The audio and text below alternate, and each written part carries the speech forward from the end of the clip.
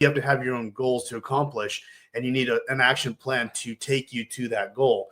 And like Chris said, one of the most important things that you can do as a combat vet is to get your testosterone tested, because there's so much psychologically that happens when you experience combat. It's literally the same thing as doing a high dose of heroin on a daily basis for however long you're in combat, right? Like, it literally fries your neurons, and that affects your entire endocrine system, including your testosterone production and everything else. So getting that fundamental hormone testosterone balanced through TRT is going to be critical for the vast majority of combat vets as a baseline before you start doing anything else, because that dictates so much of how you feel and how you perceive life and how you're able to perform throughout the day.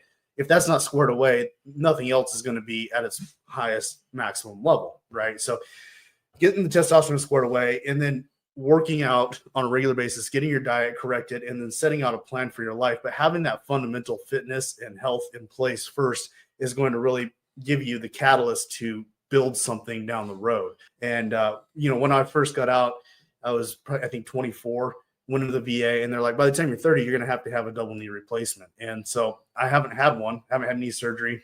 I'm functional. I have some limitations, but having the fitness routine and the supplements we've used over the years has really, helped us to heal and to maintain functionality, at least compared to most of the guys in our category. Oh, yeah. So, I mean, like, and there's a million options out there now, like, don't take one diagnosis and run yourself into the ground with that, because, there's 50 different doctors just within one area, at any time in your after military, your post-military career, and of course I ran into doctors that told me, like, I'll never be the same. I'm never going to look the way I did. I'll never be able to do those things. And you know what? I couldn't agree with that.